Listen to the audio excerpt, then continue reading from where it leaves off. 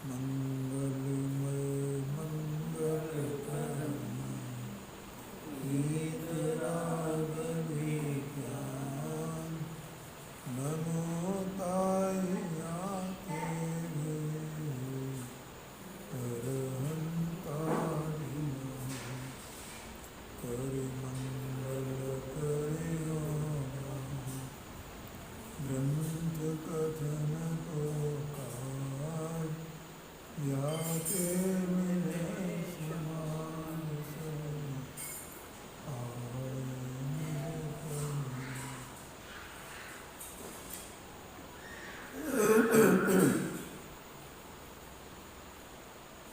देखो यहाँ पर जो ज्ञान उसके सम्यक दर्शन के बारे में प्रश्न किया था, इस सम्यक दर्शन के प्रत्यक्ष और परोक्ष दो भेद होते हैं, ऐसा उन्होंने शंका जाहिर की थी पत्र में। तो पंडित साहब ने ये कहा कि इनके दो भेद सम्यक्त्व के नहीं होते। सम्यक्त्व तो तीन प्रकार का होता है, ठीक है। तो फिर उन्होंने अपनी तरफ से ये स्पष्ट किया कि सम्यक ज्ञान के भेद होते हैं प्रत्यक्ष परोक्ष, ठीक है। तो उसमें से मध्य ज्ञान शुद्ध ज्ञान ये तो परोक्ष रह जाते हैं। इस पंक्ति को बंद करो, जो बार बार कहा है।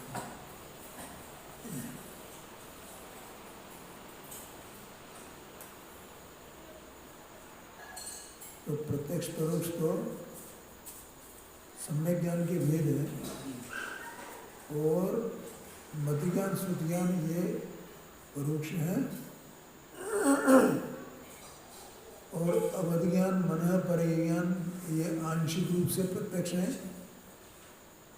और केवल ज्ञान सकल प्रत्यक्ष है, ऐसा कहा जाता है, ठीक है।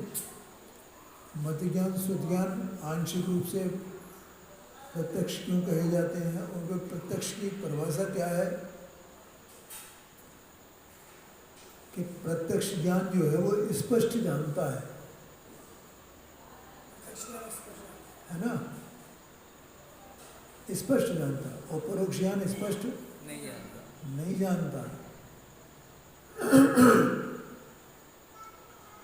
जैसे सम्यक दर्शन होता है तो आत्मा को जाना उसने, शुद्ध ज्ञान में आत्मा जाना जाता है, ये इसमें अभी बात आएगी। तो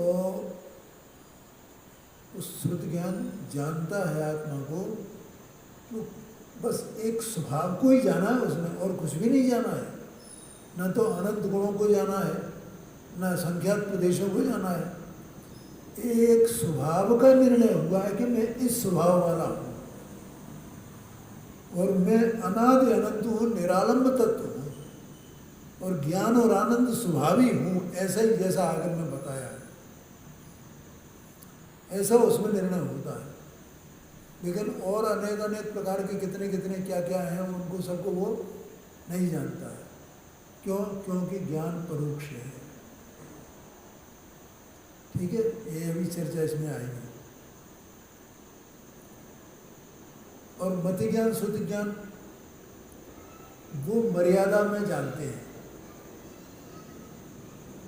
तो अवध ज्ञान और मना परे ज्ञान, भूल गया, अवध ज्ञान मना परे ज्ञान उनकी मर्यादा है। मर्यादा किस प्रकार से? एक तो वो अरूपी को ही जानते हैं, अवध ज्ञान मना परे ज्ञान नहीं, रूपी को जानते हैं, अरूपी नहीं, रूपी को, माने पुद्गल के ही परिणाम। वे अरूपी को नहीं जानते, रूपी को जानते हैं। तो एक मर्यादा तो ये हुई। दूसरी मर्यादा है क्षेत्र की, इतने क्षेत्र का जानेंगे, इतने काल का जानेंगे, मतलब थोड़ी बहुत दिन पहले कोई घटना घटित हो गई हो या आगे घटित होने वाली है, तो क्षेत्र को, काल को इस प्रकार से भी जानते हैं, ठीक है। लेकिन वो स्पष्ट ज्ञान है ना, इसलिए क्षेत्र में मान लो कि 50 मील के एरिया में जाना है, वो 50 किलोमीटर के एरिया में, ठीक है, लेकिन 50 किलोमीटर के एरिया में जो दूर से दूर चीज होगी तो उसको भी बिल्कुल स्पष्ट जानेगा। अपना तो 10 मीटर दूर हो तो अपने को नहीं जानने में आ भाई ये क्या चीज़ है, कुछ का कुछ दिखाई दे जाए अपने को, ये अपना परोक्ष ज्ञान है ना। हाँ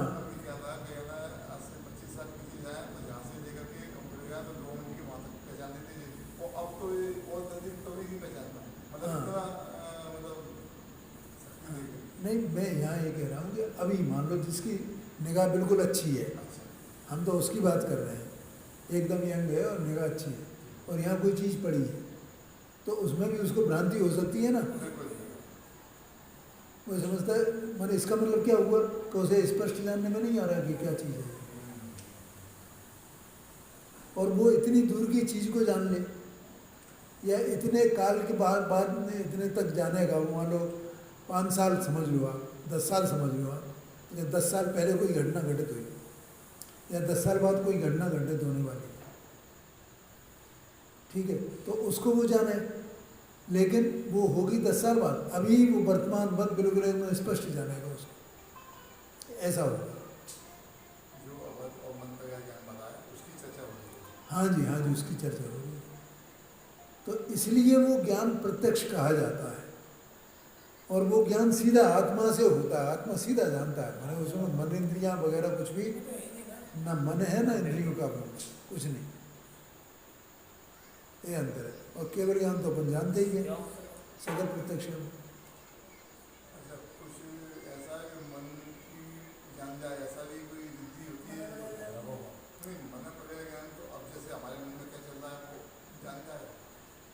वो यही जानता है और कुछ नहीं जानता है, दूसरे के मन में क्या है वो उसको जान जाएगा,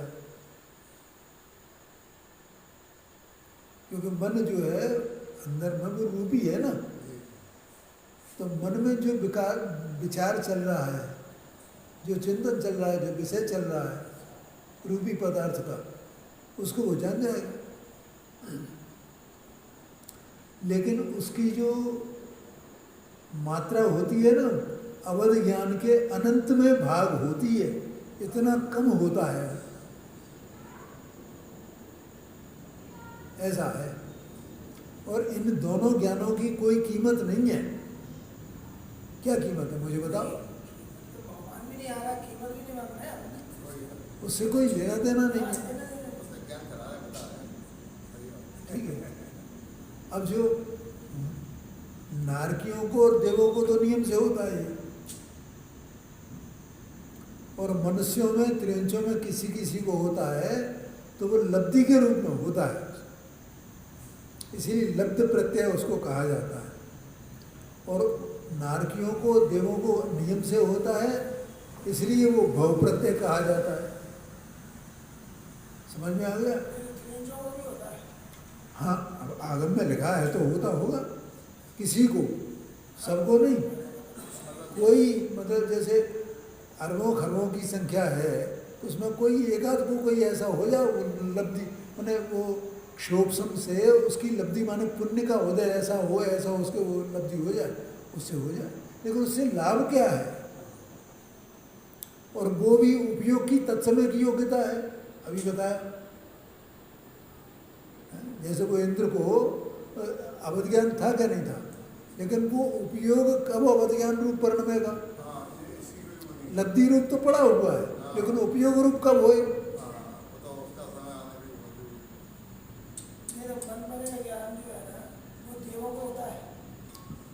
देवों को, देवों और नारकियों को भी होता है नहीं, मनोपर है नहीं, अवध ज्ञान की। हाँ, हाँ, जो मिथ्या दृष्टि उनको कोवधि, सम्यक दृष्टि उनको सम्यक ज्ञान है वो, बस ये है। हाँ हाँ, तो मुनिराजों को ही होगा, मुनिराजों को ही होता है जिनको होता है। जैसे गणधर होते हैं ना, तो वो 4 ज्ञान के धारी को जाए, क्योंकि हाँ, मन परे नहीं अवध ज्ञान, अकेला अवध ज्ञान, मन परे ज्ञान तो केवल मुनिराजों को। हाँ, करेक्शन कर लेना। जैसे अभिज्ञान को अभी होता है, ऐसे मन पर्याय भी को मन पर्याय हो सकता है क्या? नहीं, मन परिज्ञान होता ही नहीं है। मन परिज्ञान तो सम्यक दृष्टि को ही, और सम्यक दृष्टियों में केवल मुनिराजों को ही, भावलिंगी संतों को ही, जिनको तीन चौकड़ी कसाय का अभाव है, उनको ही होता है, उनके अलावा किसी को नहीं होता है। ठीक है।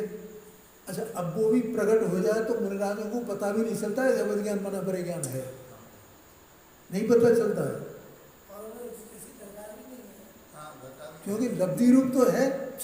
अब जैसे अपने को कहाँ पता चलता है कि हमारा मति ज्ञान है या क्या श्रुति ज्ञान है? हम पता कर पा रहे हैं क्या? हम नहीं पता कर पा रहे हैं। कि कब मति ज्ञानोपयोग हो गया, कब श्रुति ज्ञानोपयोग होगा, हमें तो कुछ पता ही नहीं चलता है। अब तीन ज्ञान का धारी तो उसे भी पता नहीं चलेगा ना, लब्धि रूप तो है, और ये भी आगम से प्रमाण होता है। जिन्होंने आगम पढ़ा है वे जानते हैं इसको, और जिनको आगम भी नहीं पढ़ा है तो वे क्या जाने कि मति ज्ञान क्या होता है, श्रुति ज्ञान क्या होता है। अभी जरा दूसरे मत वालों से पूछ लो, भैया मति ज्ञान क्या होता है, श्रुति ज्ञान, ये क्या जाने।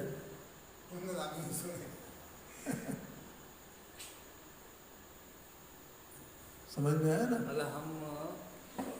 मतलब सोचकर ज्ञान का वो नहीं कर सकते, परिणमन नहीं कर सकते, सवाल ही नहीं है। अब यहाँ पे सूर्य मित्र था, ब्राह्मण सूर्य मित्र, तो उसकी अंगूठी कमल में गिर गई थी। हाँ जी। अब वो मुनिराज जी के पास गया। हाँ जी। मुनिराज ने कैसे मतलब वो बता दी फिर, मतलब क्योंकि अपने आप सहज परिणमन होना चाहिए था। हाँ जी। अब उसके पूछने में हुआ तो वो सहज कैसे माने यार? अब वो योग्यता थी उसकी, तो मिलने वाली थी, वैसा सब सारी विधियां मिल गई, छोड़ मिल गई। अब वो कहेंगे तो यही ना, का विज्ञान से जाना उन्होंने कहा, तो यही जाएगा ना।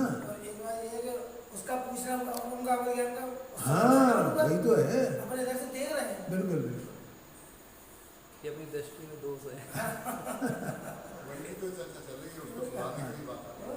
पर वो देखते हैं। हाँ, पर वो ऐसा ही है, क्योंकि हमारे सामने उस इंद्र का उदाहरण है, महावीर स्वामी का, भगवान का, द्रौपदी नहीं गिरी, क्यों नहीं गिरी भाई? अवधिज्ञान तो था, क्योंकि अवधिज्ञान वाली जो पर्याय जानने वाली थी वो नहीं आई। ठीक है, और आई हो तो वो विषय नहीं बना, कुछ अन्य विषय बन गया हो। अच्छा, ये बताओ मुझे आप, अपन शास्त्रों में पढ़ते हैं तो अपन सोच सोच के पढ़ते हैं कि मुझे मति ज्ञान से ये करना चाहिए, हमें श्रुति ज्ञान से ये करना चाहिए, हमें श्रुति ज्ञान से विचार कर रहा हूँ, हमें मति ज्ञान से कुछ कर रहा हूँ। अपने को पता चलता है? ऐसी वहाँ पता नहीं चलता है। दो ज्ञान का धारी होगा, तीन ज्ञान का धारी होगा, चार ज्ञान का धारी होगा, तो लब्धि रूप पड़ा हुआ वो परिणमन पर्याय उस समय, और एक समय में एक उपयोग होगा, चाहे तो मत ज्ञान उपयोग हो, चाहे श्रुत ज्ञान उपयोग हो, चाहे अवज्ञान उपयोग हो, चाहे मनोपर्य ज्ञान उपयोग हो, या केवल ज्ञान उपयोग हो, एक बार में एक उपयोग होगा। अरे और तो और दर्शन उपयोग और ज्ञान उपयोग दो है ना, तो दर्शन उपयोग हो तो ज्ञान उपयोग नहीं होगा, जब ज्ञान उपयोग हो तो दर्शन उपयोग नहीं होगा। और ज्ञानोपयोग के भी जैसे 5 भेद हैं, ठीक है ना? ज्ञानोपयोग के कितने भेद? 5 हैं। अब एक तो है नहीं अपने को, अब जिनको मान लो 4 हैं, मान लो वर्धन महाराज को, तो एक काल में एक ही तो होगा ना। और श्रुति ज्ञान के वो उसके दर्शन के दर्शनोपयोग के भी 4 भेद हैं। चक्षु दर्शनोपयोग, अचक्षु दर्शनोपयोग, अवध दर्शनोपयोग, केवल दर्शनोपयोग। तो अपने तो अभी चक्षु और अचक्षु 2 ही है ना, तो कब वो चक्षु दर्शनोपयोग रूप हो, कब अचक्षु दर्शनोपयोग रूप हो, तो वस्तु है उसका परिणमन चल रहा है बस। तो हमारी दृष्टि कहाँ आनी चाहिए? वस्तु पे का परिणमन पे? हमें परिणमन से क्या करना है? चलता रहे, जो परिणमन चले सो चले, हमारे लिए प्रयोजन होते ही नहीं है, हम उसको पकड़ ही नहीं सकते, हम उसमें कुछ कर ही नहीं सकते हैं।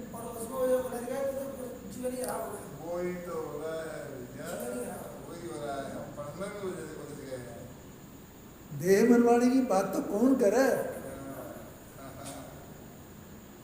जो ये देह मनवाणी की क्रिया में उलझता है ना, वो क्रिया हुए, वो परिणाम के अनुसार जो भी हो ज्ञानी की होती है अपने आप, वो हो रही है। ज्ञानी इसलिए ज्ञाता है उसका। लेकिन जो उसमें उलझ गया वो अटक गया। वो तो अरे वो दूसरे की पर्याय है, परतत्व की पर्याय है, उनमें क्या अटकना? अपन ज्ञाता रहो ना। अपन अपनी पर्याय को भी करता नहीं है तो उसकी पर्याय को कैसे करता है? ये तो समझने की बात है ना, समय ज्ञान की बात है। तो हम अपनी पर्याय में वही है कि मुझे अपनी पर्याय ऐसी करनी है, ऐसी करनी है। कौन करे? बस परिणाम के ज्ञाता हो जाओ, जहाँ जान हो, बस मैं तो ये द्रव्य हूँ, बस। बदल सकता नहीं है, कर तो सकता नहीं है, और अज्ञान में कैसा भाव पड़ा? हाँ जी, हाँ जी। जैसे वो एक उदाहरण आता है ना, वो सत्तू वाला, सुना है? सत्तू वाला उदाहरण नहीं सुना? ये एक भिखारी था, तो भिखारी जो है वो भीख मांगता था, तो उसने मांग मांग के सत्तू इकट्ठा कर लिया। उसने आटा समझ लो, सत्तू समझ लो, कुछ भी समझ लो, और एक मटके में हो भर भर के उसने रख लिया। और वो अपनी झोंपड़ी में जहाँ सोता था, सामने वो टंगा हुआ था। झोंपड़ी छोटी थी, उसमें एक खटिया थी, तो खटिया पे वो सोता था।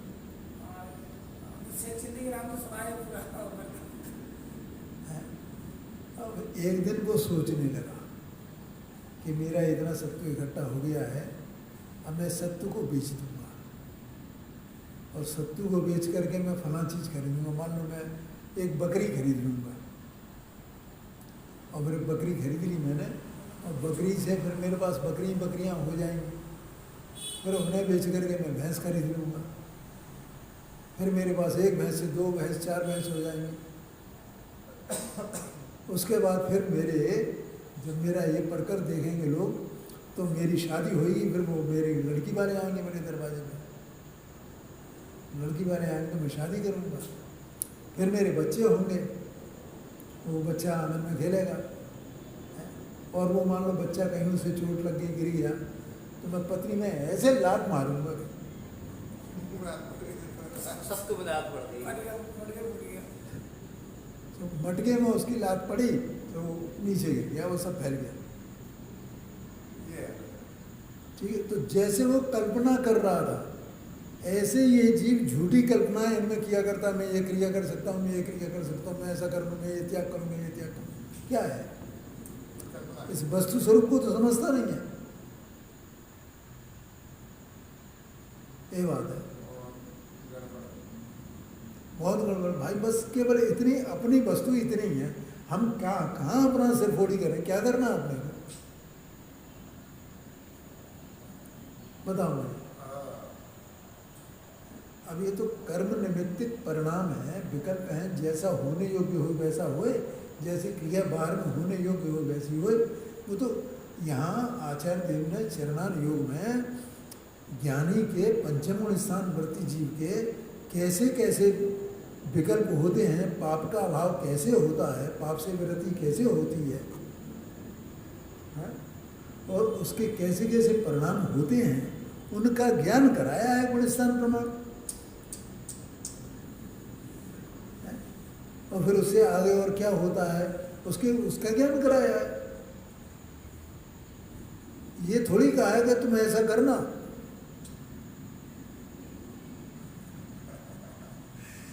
समझ में आया? अब तो फिर लिखा क्यों है ऐसा? और वहाँ ऐसे ही लगता है अपन पढ़े तो सब ऐसा करना चाहिए, ऐसा करना चाहिए, ऐसा करना चाहिए, ऐसा लिखा हुआ है। भैया वो लिखा हुआ इसलिए है कि किसी जीव का चित्त इसमें नहीं लगे, इस तत्व की बात समझ में नहीं आए उसको। तो श्री गुरु तो सबको ही उद्धार करना चाहते हैं ना। अभी नहीं समझ में आएगी तो कभी समझ में आएगी। तो और कुछ नहीं, तो ये पाप से तो बचे, इसलिए जो करे सो करे। लेकिन वो सबके लिए नहीं है। तुम अगर समझ सकते हो तो तत्व को समझो। ये बात है। हाँ जी, तो इस प्रकार से अपन ने वो प्रत्यक्ष और परोक्ष के भेद जाने। एक जो साम्यवादी प्रत्यक्ष बताया था हाँ, वो मति ज्ञान को ही साम्यावहारिक प्रत्यक्ष कहते हैं। और दूसरा एक और आया था उसमें ज्ञान पारमार्थिक प्रत्यक्ष, साम्यावहारिक पारमार्थिक, ऐसा माने एक निश्चय से एक व्यवहार से। ठीक है। अब यहाँ पर 345 पेज पर अंतिम से दूसरा पैरा है।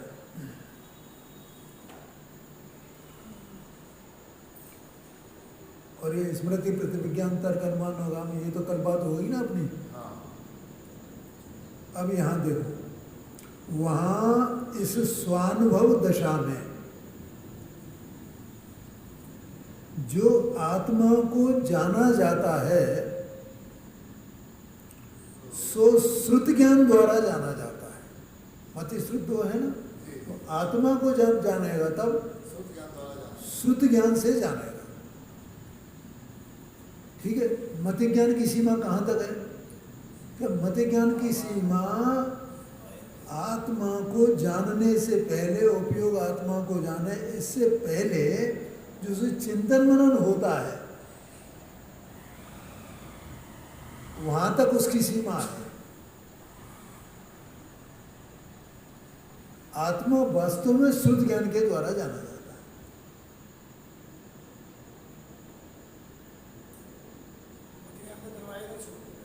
है जी। हाँ हाँ।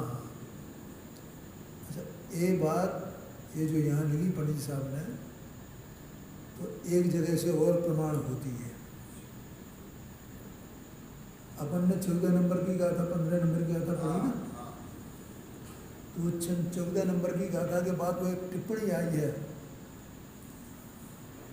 टीका में, उसमें ये लिखा था ना कि शुद्ध ने है वो शुद्ध ज्ञान प्रमाण का अंश है। याद है? शुद्ध ने शुद्ध ज्ञान प्रमाण का अंश है। प्रमाण माने ज्ञान, सम्यक ज्ञान। शुद्ध ने शुद्ध ज्ञान प्रमाण का अंश है। फिर वो लोग याद कर रहे हैं ना सब।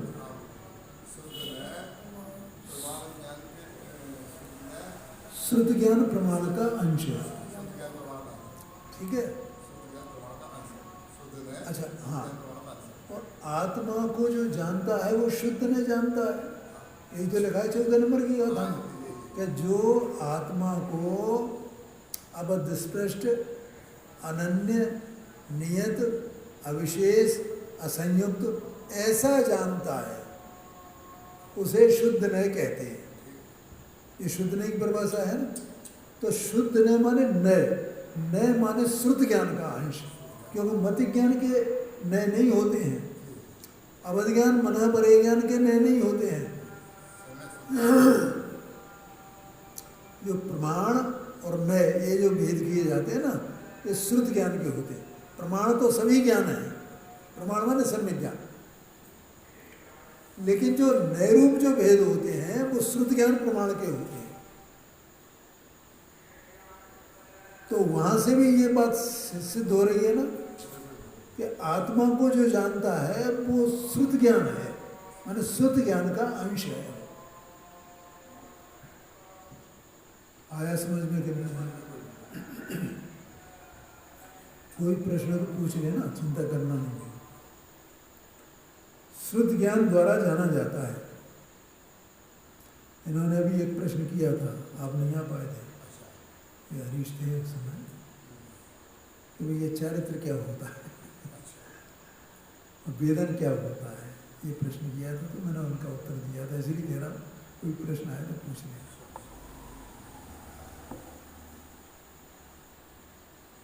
अब कहते हैं श्रुत ज्ञान है वह मत ज्ञान पूर्वक ही है। देखो मत ज्ञान के बिना श्रुत ज्ञान नहीं है ना।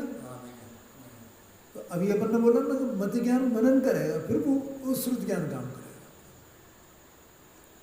वे मत ज्ञान श्रुत ज्ञान परोक्ष कहे हैं। इसलिए यहाँ आत्मा का जानना, आत्मा का ज्ञान करना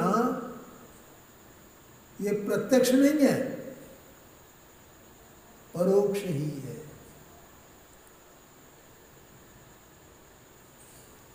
आगे समझ में? तथा ये भी अपन सब चर्चाएं कर चुके हैं। अवधि ज्ञान और मन परे ज्ञान का विषय रूपी पदार्थ ही है, और केवल ज्ञान छदमस्त के है नहीं। छदमस्त माने अल्प ज्ञानी। इसलिए अनुभव में अवध ज्ञान, मन परे ज्ञान और केवल ज्ञान द्वारा आत्मा का जानना नहीं है। अस्थि से नास्ति से दोनों तरह से शुद्ध कर दिया। तथा यहाँ आत्मा को स्पष्ट भली भांति नहीं जानता है। अभी थोड़ी देर पहले अपन ने चर्चा की थी, स्पष्ट नहीं जानता। समझ में आया कि नहीं? स्पष्ट नहीं जानता है।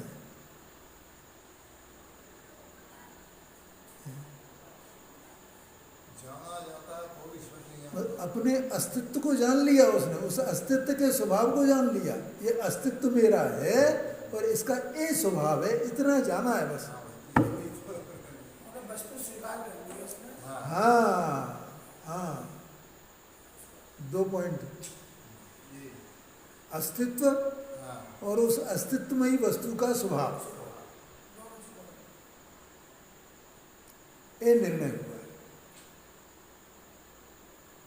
उसको कहा जाता है आत्मा को जाना। बहुत बड़ी सब्जी, इतना भी यहाँ तक आया है तो समझ लो बहुत बड़ी बात है। फिर तो अभी तो कुछ काम नहीं। समझ में आ गया? हाँ, और ये तो नाम दिए गए, ज्ञान है, आनंद है, फलाना, ये तो नाम दिए गए ना। बस वहाँ तो वो स्वभाव है, उस स्वभाव का वेदन करता है और उससे उसके अस्तित्व को स्वीकार कर लेता है। मेरा ये अस्तित्व है, ऐसी में सत्स्वरूप वस्तु। स्वभाव का वेदन करता है और जो प्रकट होना होता है वो प्रकट होता रहता है। हाँ, वो तो प्रकट क्या होना है, स्वभाव में जो है वो प्रकट इसकी परवाह नहीं है। वो तो परिणमन है ना। परिणमन हो सो हो, लेकिन वो नियत है, निश्चित है। परिणमन भी उस काल में वो कैसा परिणमन होगा वो निश्चित है ना, क्योंकि वो परिणमन एक ही प्रकार का होता है, क्योंकि वस्तु एक ही प्रकार की है। विभाव परिणमन अनेक प्रकार के होते हैं। इसी कारण से तो अटक जाता है। आया कि नहीं आएगा? जैसे एक व्यक्ति को मानो पुत्र का वियोग हुआ और दूसरे को भी हुआ, तो दोनों के परिणाम अलग अलग होंगे ना, एक से नहीं हो सकते हैं। पुत्र वियोग दोनों को है, किसी की आसक्ति ज्यादा है, किसी की कम। जो भी हो, क्योंकि उसका कर्म का उदय निमित्त है ना, तो कर्म का उदय भी वहाँ अलग अलग प्रकार का है, उसमें वैसा वैसा परिणाम होएगा, विकारी परिणाम। तो विकारी परिणाम एक सा नहीं हो सकता है, कर्म का उदय अलग अलग प्रकार का है दोनों। स्थिति भले ही बन जाए। हाँ जी, ठीक है।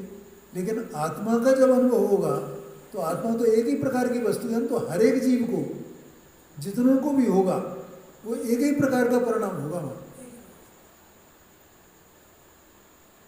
सम्यक दर्शन का एक ही प्रकार का परिणाम होगा। और अपन ने जिस 3 भेद सम्यक दर्शन के जाने थे, उस समय भी बात की थी ना कि औपशमिक, क्षाओपशमिक, क्षाय, ये 3 प्रकार के सम्यक दर्शन कहेंगे। लेकिन सम्यक दर्शन वास्तव में एक ही प्रकार का होता है, वस्तु एक ही प्रकार की है, उसका अनुभव करने वाला परिणाम भी एक ही प्रकार का है, उसमें कुछ अंतर हो ही नहीं सकता।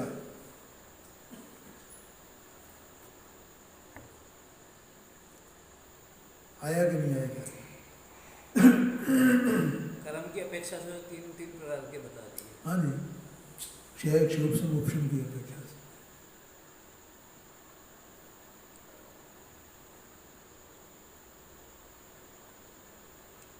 तथा यहाँ आत्मा को स्पष्ट भली भांति नहीं जानता है, इसलिए पारमार्थिक प्रत्यक्षपना तो संभव नहीं है। ठीक है, अस्थि से नास्ति से दोनों से बता दिया है। माने वहाँ आत्मा का जो अनुभव हुआ है वो परोक्ष ज्ञान के द्वारा हुआ है, इसलिए उस ज्ञान में आत्मा परोक्ष ही है, प्रत्यक्ष नहीं है। अवध ज्ञान मना पर्याय ज्ञान का कोई काम ही नहीं है इसमें अनुभव में, और केवल ज्ञान अभी है नहीं। ठीक है, केवल ज्ञान में जो अनुभव होता है वो प्रत्यक्ष होता है, माने आत्मा प्रत्यक्ष जानने में आता है पूरा जैसे कि तैसा है। ये दो बातें ध्यान में रखना, अस्तित्व और उस अस्तित्व का स्वभाव, बस इतना सा है और कुछ नहीं। जानने में जब आत्मा ज्ञान का विषय बना तो ये मैं असंख्यात प्रदेशी हूँ, ये भी विकल्प है, तो ये विकल्प भी वहाँ नहीं है। बोलो, ठीक है, मैं अनंत गुण वाला हूँ, आत्मा में अनंत ज्ञान दर्शन जो भी ऐसे गुण है ना, तो ऐसा विकल्प भी नहीं है आत्मा में।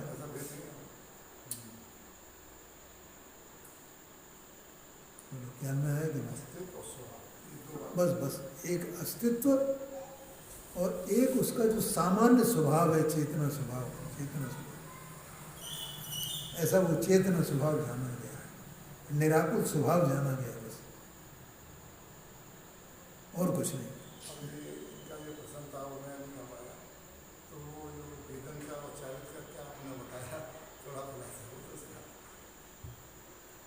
हाँ भाई, सर्व भगवान के ज्ञान में आ रहा है सब कुछ।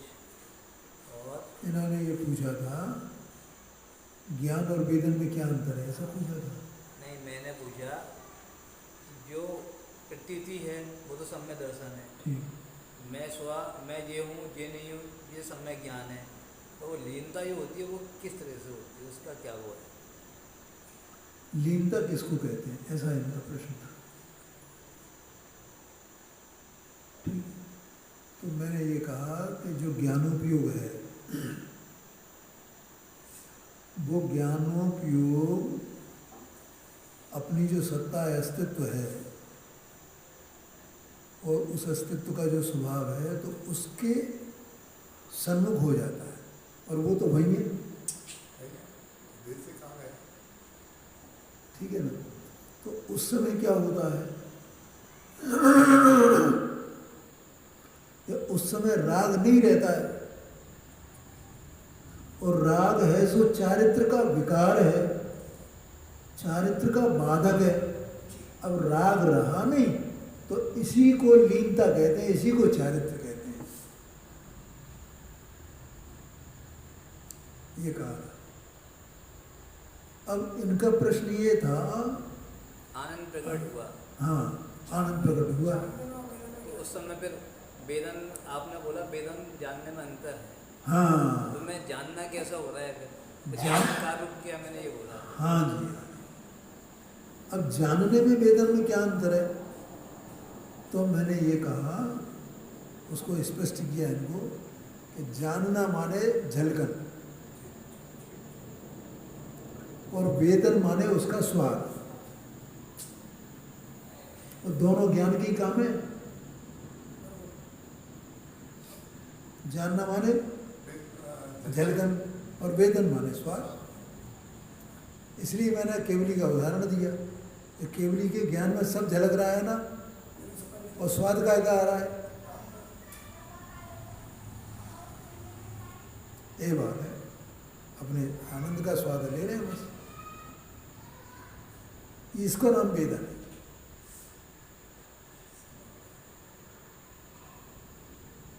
ये बात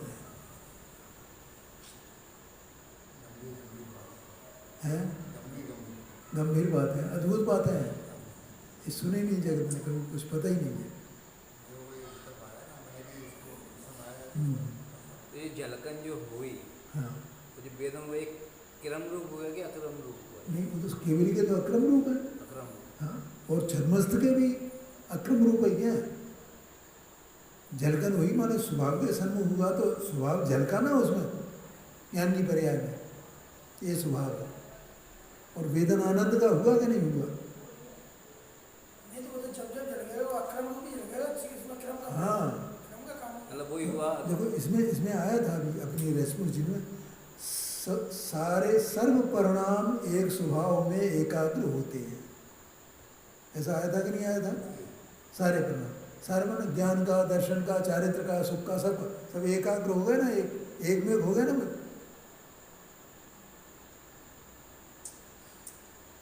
ऐसा है।